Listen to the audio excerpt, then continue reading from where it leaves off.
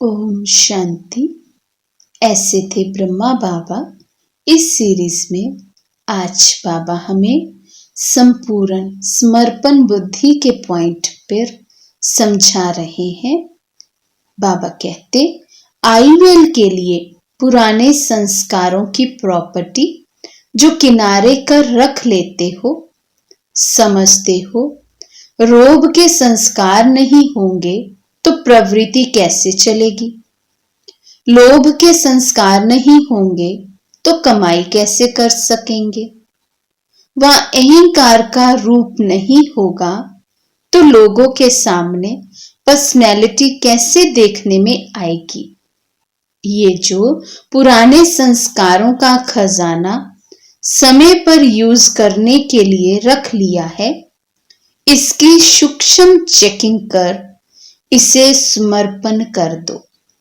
आईवेल बाबा कहते हैं, जैसे हम आम लैंग्वेज में वर्ड यूज करते हैं मुसीबत के समय या समय पड़ने पर, तो बाबा कहते ऐसे समय के लिए आपने इन पुराने संस्कारों का स्टॉक कहीं ना कहीं अपने अंदर छिपाकर, दिबाकर या किनारे कर रखा हुआ है कि समय आएगा, कभी तो ऐसी आत्मा सामने आएगी जिसको थोड़ा रोब दिखाना पड़ेगा। कमाई करनी है तो थोड़ा तो मन में लोभ होना चाहिए, तभी हम कमाई कर पाएंगे। तो बाबा कहते ऐसे सोचकर ये जितने भी पुराने संस्कार अभी तक अंदर में रखे हुए हैं उनको चेक करो और समर्पण कर दो बाबा के आगे। बाबा कहते नहीं तो ये अंश वृद्धि को पाते पाते विघ्न रूप बन विजयी बनने में हार खिला देगा। जरा भी किसी कोने में पुराने संस्कारों की निशानी ना हो, तब कहेंगे ब्रह्मा बाप समान सर्वस्व त्यागी, सर्व समर्पण व ट्रस्टी। तो बाबा कहते ये पुराने संस्कार भी, इनका अंश मात्र भी अगर अंदर में रह गया तो उस अंश से ही वंश फिर से उत्पन्न हो जाएगा। इसीलिए बाबा कहते हैं बहुत डीप चेकिंग करें और अंश सहित सभी विकारों को, सभी कमी कमजोरियों को हम त्याग दें, बाबा के आगे समर्पण कर दें। तभी बाबा कहते ब्रह्मा बाप समान सर्वस्व त्यागी बन सकेंगे।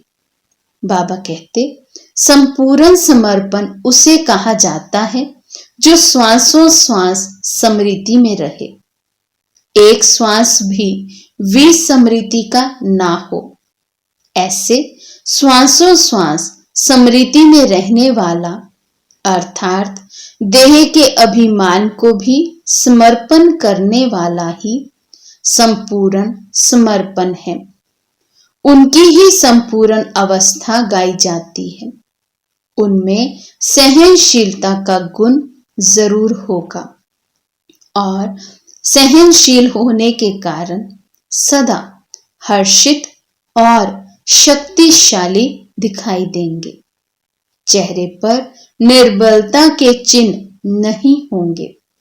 संपूर्ण समर्पण होना अर्थात मन मना भव की स्थिति में स्थित हो जाना। मन की स्थिति ड्रामा की पटरी पर सीधी चलती रहे, जरा भी हिले नहीं। हर सेकंड हमें याद हो जो हो रहा है ड्रामा में एक्यूरेट हो रहा है। बाबा ने कहा समर्पण होना ही अर्थात श्वासों श्वास सिवाय एक शिव बाबा के और किसी की याद ना हो। फिर बाबा ने कहा समर्पण अर्थात मन की स्थिति सदा के लिए मन मना भव हो जाए। तो आज हम इन्हीं दो बातों पर विशेष अटेंशन रखेंगे। क्या मेरा मन मना भव की स्थिति में अधिक से अधिक समय स्थित रहता है?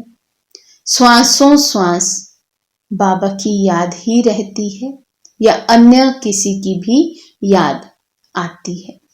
क्यों आती है, कब आती है, उसे चेक कर उन सभी बातों को, सभी विकारों को अंश सहित अपने अंदर से हमें खत्म करना है। अच्छा, ओम शांति।